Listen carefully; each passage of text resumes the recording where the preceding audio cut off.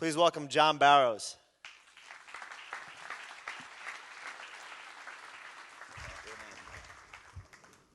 Cool, so I just take it from there? All right, how's everybody doing today?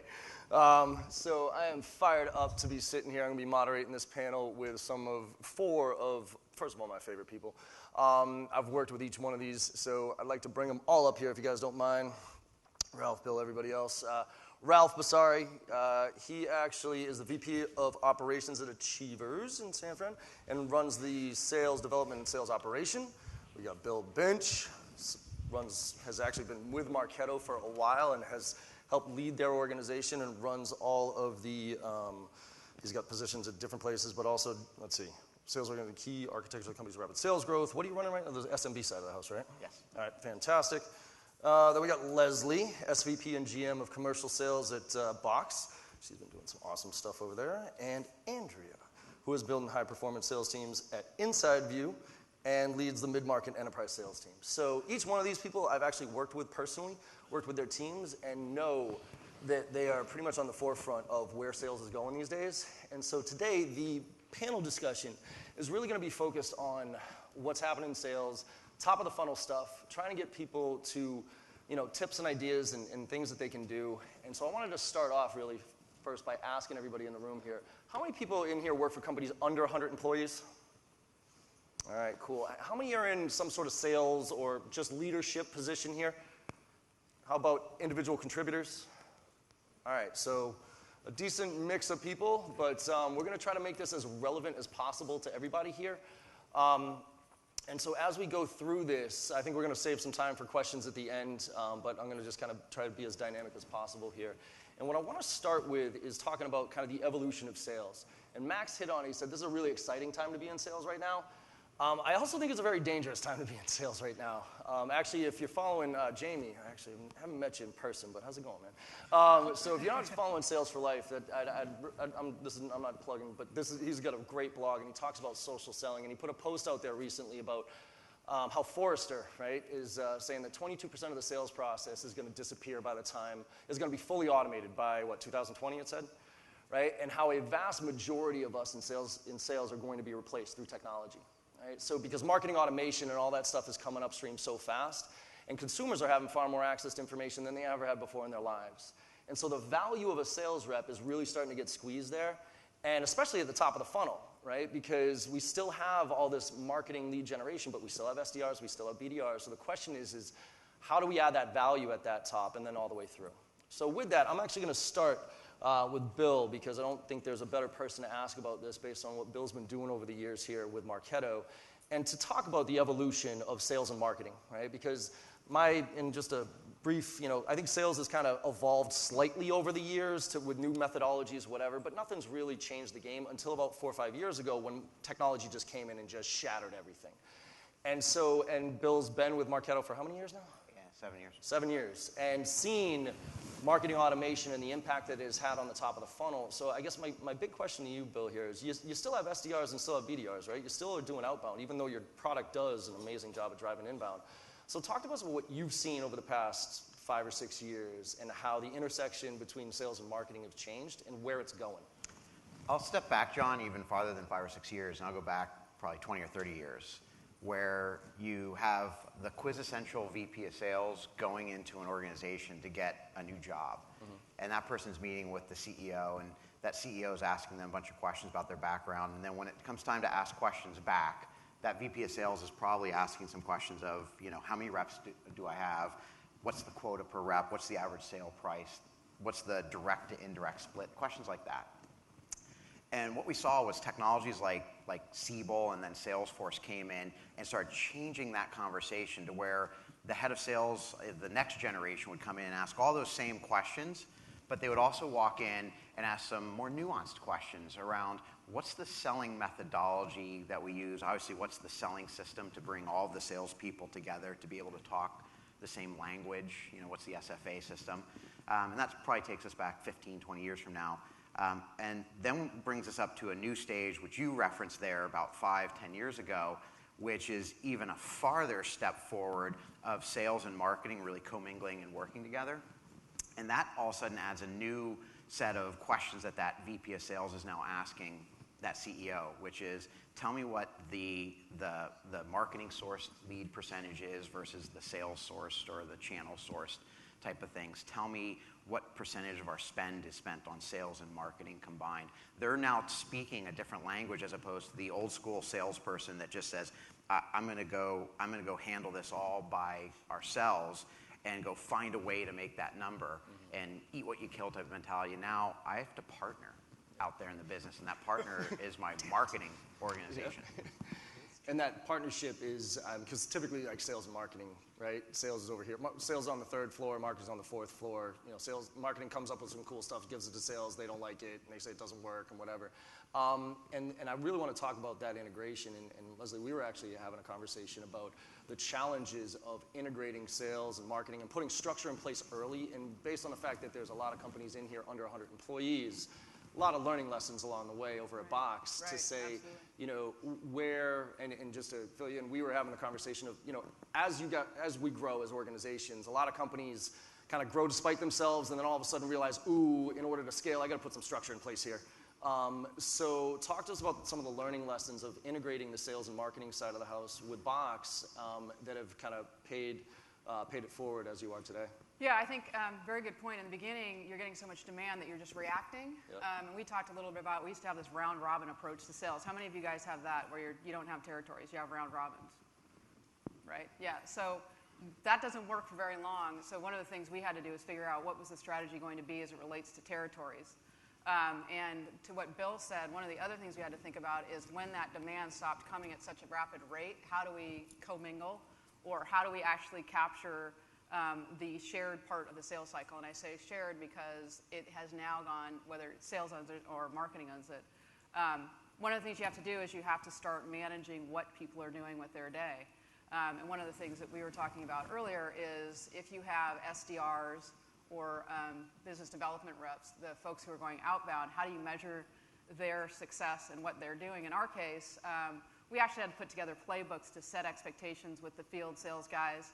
And that really was the foundational piece of what they were doing. In other words, this is what you should expect from these folks when they're calling on your behalf, and their success is going to be based on the effort you put in with regards to focusing them on key accounts.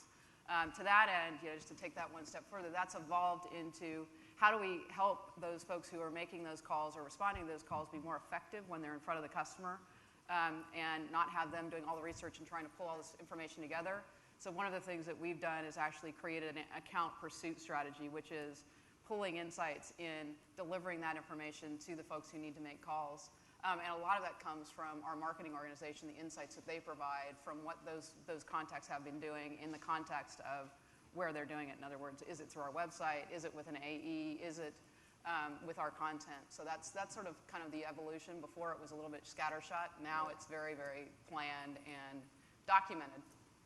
I think that's a key, right? When you're starting off, is to at least put some structure in place. It almost doesn't matter what it is, but just put some structure in place so you can iterate on it. And Andrea, you know, over at Inside View, and one of the things that Lesley talked about was, you know, I read a tweet by somebody, I forget who it was, but they said, you know, content is the new spam. Right? You got all this, the noise out there right now is just absolutely deafening, with sales reps making cold calls, blasting out emails, marketing doing all that stuff. So over at Inside View, I mean, I know it's all about insights and being relevant there, but how do you align sales and marketing so that they're not bumping into each other and they're actually working with each other with a common goal of trying to contact the customer without just burying them with crap? Yeah, so I don't know how many of you have seen, there's a technology stack infographic that's out there, and it is absolutely just cluttered. So, you know, a way to make sense of the noise is, you know, the Zen way is to not speak at all, right? Silence. That's not going to work for us in a business context. So really the way to approach it is in 3 simple fashions. Anyone who's read Tipping Point, it's a nice lesson to take from that book. It's the message, the messenger, and the context, right? And so you have to understand what is it you're trying to say and be very simple and clean and help declutter that message, be very crisp and concise, and then the messenger, I think to your point, right, if you're not unified with your sales team, so SDR and AE being really connected and working on a joint account strategy and iterating and trusting each other. Trust is essential. And then your marketing strategy, right? So the link of marketing and making sure that they're aware of what the tactics are at a campaign level, at an account level. It gets into all of the things of account-based marketing. And so leveraging inside view, and we are very fortunate that we render right within any CRM. We help provide those insights at either a lead, a contact, or a company level. And it allows you to provide context, because if you're just approaching and spamming, it's going to fall flat, and you're going to get that sub 10% response rate. But if you're actually approaching them with context that's in their business, which means if it's a merger and acquisition, if it's a product launch or something of that nature, have a meaningful outreach. And then leverage the connections, right? We all know, I mean, if you know someone, you can get a response much quicker than if you're going in cold, because, let's just be real. How many of us answer our phones or respond to emails? It's pretty slight. So a personal connection makes that really much more meaningful, and it provides a little bit of that context. Yeah, absolutely. I always say that there's two things that we got to keep in mind when we're reaching out to people. One, we got to have a reason for our call, and two is you got to be adding value in some way, shape, or form. If you're not adding value, it's literally not even worth making the phone call or sending the email, right? You're doing more harm to your brand than good. This is why I'm on a personal crusade myself, and for those who've been through my training, you know it. I'm trying to get the two phrases out of the English language, or the sales language, of touching base and checking in. Two most meaningless phrases in sales, right? Circling back, ping you later, right? All that crap. And just as nuggets, I like making sure that everybody walks away with stuff. So everybody, do me a favor. Every time you make a phone call, or tell a rep to make a phone call, tell them all to start the conversation off with this simple phrase, which is, the reason for my call is, please. Because if your reps can't finish that sentence, they shouldn't be making the phone call or sending the email with the content or whatever it is. And it taps into something also that Ralph and I were talking about, which is, pursuing accounts versus attracting accounts. And I want to have Ralph talk a little bit about the difference. And because, I think if you bucket it, right, marketing is about attracting, where sales is about pursuing, historically. How's that changed, and how do you see that from a rep standpoint of what our responsibility is as reps specifically to attract and pursue? Yeah, well, going off of what Bill said earlier, 15, 20 years ago, I was that SDR, and we had green bar paper with everybody's phone number and name on it, and I would take a ruler and a pencil, and I would just go call by call by call, basically running through the same iteration of questions for every call, and I had zero information on the people I was reaching out to. So today, I don't think we have an excuse. There's way too much information available on the people that we want to do business with and the people that we want to serve. And I think, there's a fundamental difference between the pursuit of a prospect and attracting a prospect. And one is you're thinking about yourself versus thinking about them. So I think the more salespeople today can face outward and start focusing on the world of our prospects, or even the world of the candidates that we want to hire on our team, or leaders that we want to bring into our company, the better and the more advantage we'll have. And the information is there, the insights are there. It's just a matter now of bettering yourself so that you're attracting that audience to you. Yeah, and it kind of gets to that filter, right? Be the filter, because there is so much noise out there that, everybody talks these days about, being the industry expert, right? I think IDC came out with a report, and I got this from Jamie too, so, plug there. But IDC came out with a report that said, I think it's the vast majority of executives consider the expertise of buying of the seller prior to making a decision. And if you are known as a thought leader in your industry, you're 5 times more likely to get the business than if you're not. And I'm not going to sit here and pretend like we're going to all be thought leaders overnight, especially 22, 23-year-old kids coming out. But we can start moving in that direction. And I think the idea is just kind of filtering the information, reading to benefit yourself and educate yourself, and then sharing it out there, right? Well, the pursuing versus attracting comment is really relevant, because backstage before we came out, John, you asked me, is technology and marketing automation going to kill off the SDR? Yeah. Is it going to kill the sales rep? And the reality is that there's slack in the system. You're going to see companies with technology come and take it out, like an Uber, right? Which is the epitome of finding a surplus in the system and taking things out.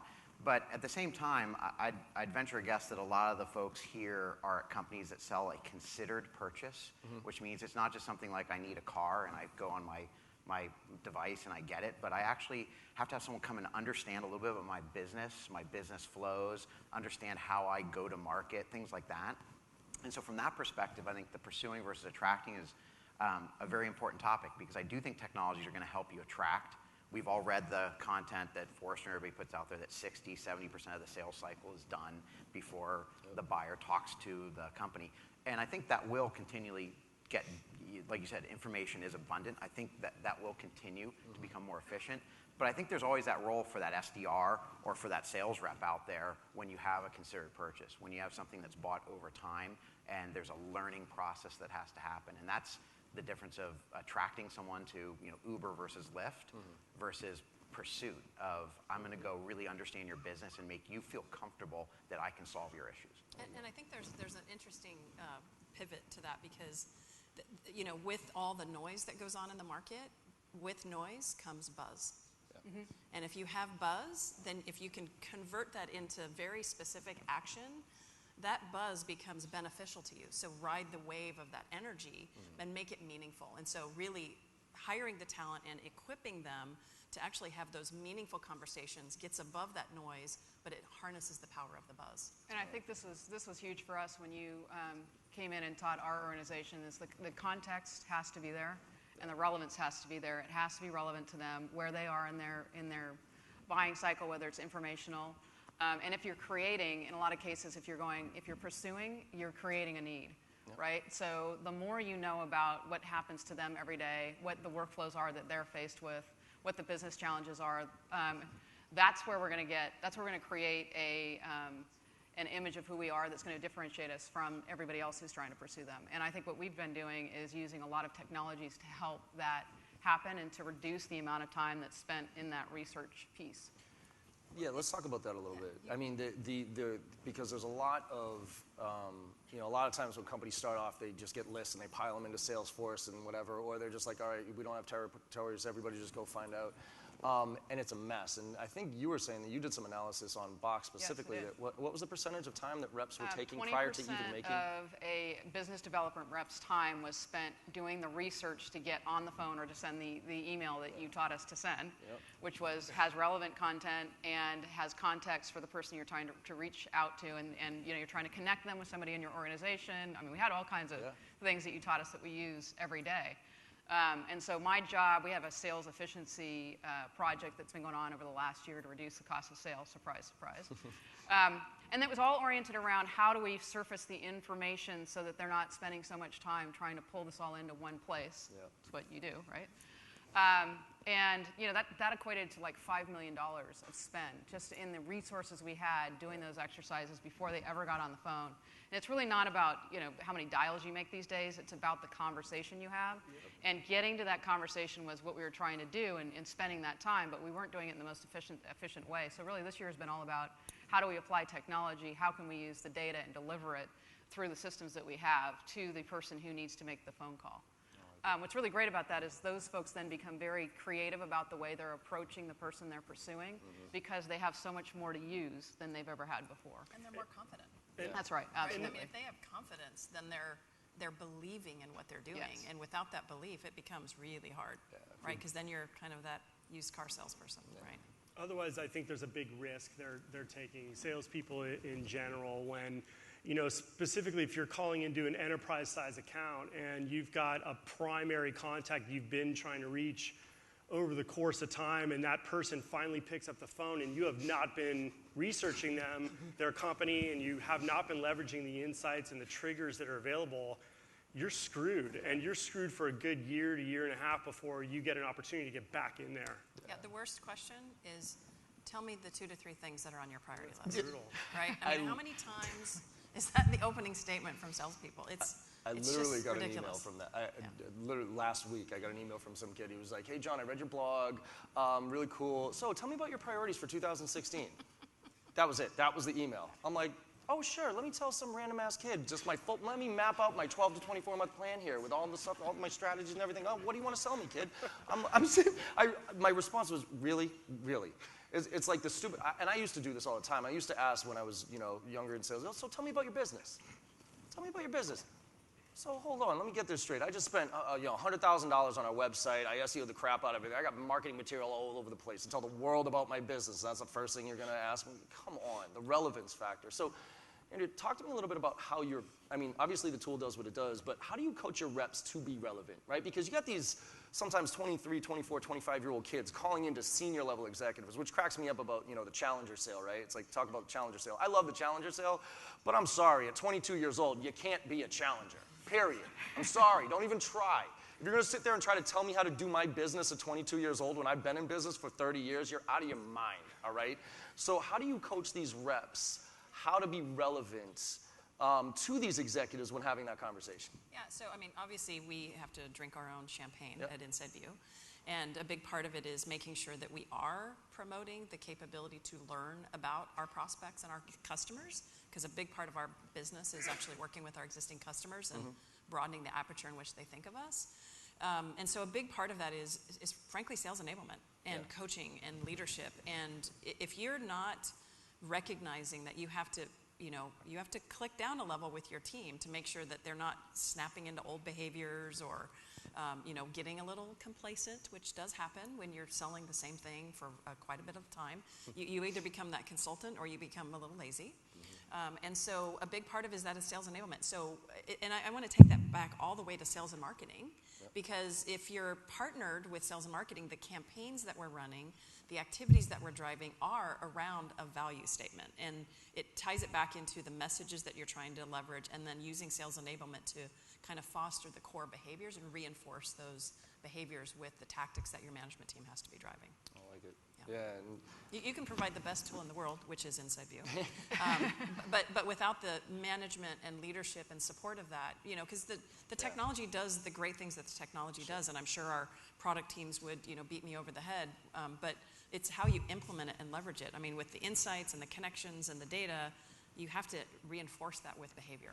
Yeah, I was actually talking with a gentleman coming in today in line, and the idea that there's so many cool tools out there right now in sales, but the problem is they all overlap in some way, shape, or form. So you end up having this mixed, mashed pile of stuff that does 70% of that and 90% of this, and we don't. And if we had all the budget in the world, we'd be able to invest in all of them, and who cares? But putting them together systematically, and so Ralph, for somebody who is who's been a frontline manager, is a frontline manager, those type of things. Talk to us about how you coach with all the different tools out there, because reps are finding their own tools, right? So they're finding the free ones, and then there's the company investing in some. So first of all, how do you manage that? And second of all, how do you coach the reps to kind of use all this information to be relevant without wasting a whole ton of time and spending 20, 30, 40% of your time doing research prior to making a phone call? Because that's just not realistic. Well, I certainly don't want librarians on my team either. I think the days of having 10 browser windows open at the same time are over. Unfortunately, a lot of people don't know that yet, and they're still researching most of the day. So again, it's a matter of starting with the outcome that everybody's after on the team. And then secondly, with technology today, we can all be our own marketing channel if we want. There's some crappy marketing channels out there, but there's some fantastic marketing channels out there. So double down and triple down on your strengths as a sales rep and the things that you are best at, and that is what you tout in the marketplace. Talk about market data. Talk about how you're serving your clients today. Talk about how if you're a leader, talk about how your team is continuing to win. And when you share that information and celebrate with your team, you're going to start to garner a pretty large audience. And also leverage the network that you already have today. Instead of focusing so much on increasing exponentially the number of followers you might have, how about paying attention to the ones that have been in existence for some time and actually reaching out to them personally, getting to know them, getting to know their business, so that, that's, again, all about attracting the business to you instead of pursuing people. I like it. I think it's also a little bit about use cases, John. Yeah. At Marketo, we hire a lot of fairly young folks and grow them that hopefully will become sales experts, but we sell a marketing product. And so they're not marketing experts. And so it's really incumbent on the company to teach them how to speak marketing. Because if you think about, again, going back in time, there's product sales. You can ratchet that up to a solution sale. You can think about we sell to a persona of a specific type of buyer. But realistically, what we're seeing the evolution happen to today is that, to the point of the reason for my email or the reason for my call is I have to get in there and share a use case that we help our customers solve. And if I can do that and go to the right person for that type of technology and get you to say, yeah, this person understands what I'm going through, and maybe they even give me some validating points of a couple customers, maybe they're competitors of mine even, that make me say, whoa, wait a second, if they're doing, my interest is piqued. I want to know what my competitors are doing better than me. So we think that it's really use case selling is the forefront of how to teach people that aren't an expert in whether it's security or databases or whatever you sell. You have to teach them to be expert salespeople, and so that's, I think, incumbent on the company to arm with those use cases. And stories. Yeah. Right? Stories are critical. Yeah. Yeah. I would highly recommend certifying reps on your case studies and on your customer stories. It's the number one competitive differentiator. I talked to, you asked, what's your number one competitive differentiator? What's the one thing that your competitors can't say that they have, right? Oh, our people, shut up. What are you saying? Your competitors are like, oh, our product's awesome, our people are terrible. Our people are terrible, but our product's awesome. I mean, they can all say they do the same stuff as us, right? But what they can't say is they do X, Y. Not just, we work with these companies. We drove these type of results for these companies, and then find the profile of the person that fits, and then never say I can help you, right? I don't know whether I can help you, but I've helped other people like you, right? And that's what I want to get at, and what Bill hit on, which is being able to tell that story. And I think that's a great point of how we bring on new reps, right? Teach them, certify them on how to tell the story, not the box story, but the customer story. Yeah, that's what we were talking about earlier, right? Yeah. I was talking to you about somebody else who's going to be here today, but is working on our corporate pitch, because it isn't a pitch. It's what have we done for other companies that are like yours that might be relevant to you. And it's so important for those new employees who may be early on in their sales careers to understand the value of a story. Plus, it's so much easier to internalize a story that speaks to you.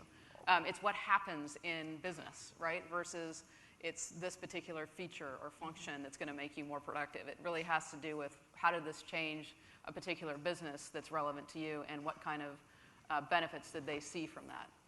And in every story, there should be a villain and a hero. Yes? Yeah. And you need to make the customer the hero. Absolutely. Right? And if your story is about you're the hero as a technology provider or a seller, that's not the right story. So you need to make the customer the hero, and that believability for you to be able to train and educate your people to be able to make the customer the hero, that's the magic. Yeah, and you said earlier, have a belief in what you do, right? I mean, I think, again, that's the number one thing we need to be successful in sales, and an easy way for getting reps to believe in the product, service, or whatever is to be able to learn those stories and tell them, because they're real things. They're not just a pitch. Yeah.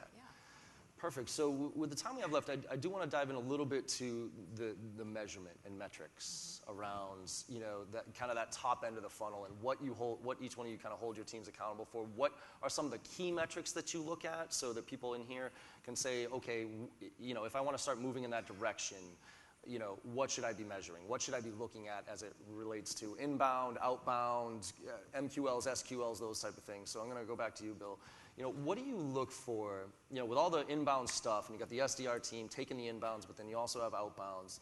What are some of the key things that people should be looking at or putting in place to measure at the top end that aren't, the obvious, okay, 50 dials a day, get to this many things? Like, what are some of the things that you look for to really make an impact and tweak? I think the answer is dependent on the size of the organization. As a startup organization with 5, 10, 20 people, you're just looking at volume. You want at-bats. And so to me, it's all about quantity at that point. And if you're an SDR, if you're a sales rep, I don't care if it's good, bad, what it is. I just want to talk to it because it's getting me experience. It gets me a chance to deliver the story, to see what takes on the other side. And so I think quantity, if you're a small company, is really king, quite honestly. As you evolve, though, and you grow, it does shift to the quality side. And quality is a really hard thing to manage. It's a really hard thing to metric inside of an organization, because everybody has different definitions of, first of all, what's the definition of a lead, right? Like everybody struggles with that. And so just getting to the point of measuring the quality. It's not a company that can fog a mirror. Anybody with a name? Yes. Well, so we try to do a couple things. I mean, we've started at Marketo that at the time an opportunity is created to measure what the ASP of that deal is, which is interesting. Normally, most people assume you measure what the average sale price was at closing. Right. But if we can have an idea when you're creating an opportunity of this is what they're looking at and this is what size package is, I can start doing a conversion at the creation of the deal as well as at the close of the deal. And what I can do is start comparing over time and see, we created a lot of deals that were really big, but the closing price was much smaller because I had to discount, I had to go aggressive, I had competitive win rate all factored into that. And I can start having a quality discussion that says, not when I closed the deal, what was my average sale price and what was the quality of the deal that we closed, but at the time that we created, which really speaks much more to the marketing side of the house, of what did they create when it came in the door. So that's your upsell potential, right? Yeah. So how do you get reps not to fudge that number? You know what I mean? So Yeah, is it that's a like, good and where is question. that stage? Is it like, all right, cool, they're a big company, I'm going to throw 50 G's in there, or I'm only going to put $5,000 in there because I'm afraid my boss is going to actually hold this over my head when we were talking about sandbaggers, right? Where, Yeah. How do you make sure that they're Great question. realistic? I don't have them put the number in. I have them pick the product, and I have them all pick right. the size of, because everybody sells by seats or, whatever their metric is, right? And I don't have them put the dollar amount in. Okay. It auto-populates, and I actually don't even, inside of my system, it doesn't even populate for the rep to see. The only people looks at it are the management, because realistically, it doesn't help them to know what the size of the average sale price was at the creation. It helps us. Nice. All right, cool.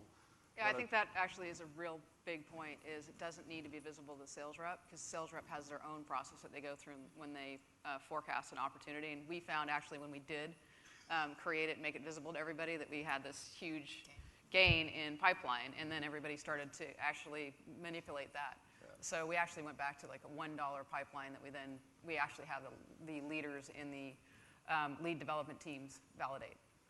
But you were going to ask me a question. No, that was it. I mean, is Oh, that measurement and what are the other measurements that we have? Yeah, what are some of the so other we measurements? we have basically three. We have the individual measurement, which is what is the OBR, SDR being measured on. That person's measured on what they create as well as their own personal conversion rate as well as their ARR contribution. So they have a quota across all those things. We also have a similar metric with our marketing team. So we share what we call pipeline goals, which are to what you just talked about, Bill. It's really looking at what did it start with, and then we also have ARR goals and then conversion rate goals. So we build that based on the conversion rates from the past. And we have what we call a pipe pack that we deliver each week to the executive team that tells us how we're doing against that. That forces the two teams together to have conversations, and what we've now done is we have a weekly meeting between marketing and sales where we go through all of the things that happened in the prior week. We talk about what was the execution, how did we execute against the things that were on the calendar, and where does that leave us against our forecast, not only for pipeline but also for ARR. So it becomes very much of a crossover. There's a lot of knowledge about each other's business and what's happening. And then the last thing that we just did recently is we built out a capability called demand strategy, which is really oriented around filling the gaps. So because we know that information about what individuals are producing, what we believe the marketing team can produce, we can actually start to build programs against the gaps that we may have. And those actually come from within the organization in places like the CSM team. So our CSM team is to the storytelling. They're the best storytellers you will ever have. They know everything about what customers are doing with your products. Make them your best friend, in my opinion. Doesn't matter how big or small you are, they have the stories that you should be using. And so those folks are actually now surfacing expansion opportunities that we actually watch throughout the course of a quarter and actually measure against. So it really is the more you know about what Bill was talking about with regards to the pipeline and how the pipeline acts and how it converts, the more you can apply solutions to that pipeline. Very cool. Andrew, any specific things that you look at that move the dial other than the basic things over? Yeah, so I mean, very, very similarly, we actually pull our sales and marketing team together weekly, and we call that a smarketing meeting. Nice. And in that meeting specifically, we actually... It's not a smart ass, no. That's yeah, smart. Right, exactly. It's dual-purposed. And so part of the perspective is to create that dialogue, and we also motivate the marketing team financially as sales is motivated. So, nice. And it's the basic measures. We track ACV, so annual contract value, and then pipeline. Those are our two basic metrics. And we actually do take a snapshot in the beginning and the end of the acceptance, and then the close. And we use that as a trigger to proactively say, well, then that's your upsell, and what's the time period in which we can go after and capture that? Because in the enterprise book of business, it's a land and expand model. Yeah. Right? So we would love to take down the big deals initially, but it's really on the expansion. And that really goes to the point of knowing what the snapshot was when the SDR created the opportunity. For us, we sell to the enterprise. So to Bill's point, it's really focused on quality versus the at-bats. Yeah. And what we don't want to see, and I'm sure no one here does, is funnel constipation. You don't want to dump everything into the top of the funnel and it just sits there forever. So we're constantly... That's a new one. That is a good one. It's a new one. We're tracking funnel velocity all the time, and you did not set this up, but we use your scorecard, John, to make sure that we're tracking throughout the process the number of gives versus the number of gets. Yeah. And we've found that streamlines the process. Awesome. Thanks. All right, so we're up on time. Just one more thing before each one of us get out of here, and then we'll open it up for questions. But one nugget that everybody can take away from today that they should either do or walking out of here is kind of a lot of them, again, sales leadership, under 100 employees, a lot of them. Any one nugget that they could walk away with? Yeah, again, start thinking about others versus yourself. If you're calling into Kansas City, congratulate them on the Royals just winning the World Series. Think about them. Cool. Go. Marketo, we think of something that we call the ABCs of marketing. We say that you have to market and reach out to your potential buyer, A, as individuals, B, based on what they do, their behavior, C, continuously over time. It's not just about making that first call, because like you said, we all don't pick up our phone a lot, so you got to build. D, directed towards an outcome, because as sellers, we all want to close a deal at some point. And E, everywhere that they are, everywhere, every device, every location that they are. I love it. A, B, C, D, E. Nice. All right. Wow, mine's not so formulaic. Going back to what I originally said, it's very important to create a framework for how you operate. And what that means is for every new person who comes into the organization, they should have an understanding of what are the team players and what those people do and how they play together. I think one of the things that you said, Andrea, it's about the expansion. It's not about the first sale. It's about the network you create with that customer and the network you create with the team. So making sure that you have a good understanding of where you're focusing. And then I will say relevance, context, and curiosity. Relevance for what's the conversation you're having and who are you talking to who it's about. Context, make sure that that you've done the homework and the context in which you're speaking is the industry, the things that are going on in their industry. And curiosity is when you're doing hiring, you can't get those other two if the person that you're hiring isn't curious about business. Perfect. And mine is that partnership with marketing is essential to be successful because we can do all that we can to push deals through the pipeline, but we need those deals, and sometimes it does come from the awareness that's out there. Otherwise, it's all about the pursuit, and the pursuit is hard. Yes, it is. So I think that marketing relationship is vital. I love it. Mine's the reason for your call. Take that one. Do it. All right, Max, I think we're up on time. You're over there. I'm sorry. All right, are we good? Okay. All right, anybody Thanks, have any guys. questions? Or we're No. All right, if you want to see, we'll be walking around, so if anybody has any questions. Thank you all very much. Hope you got some value out of it.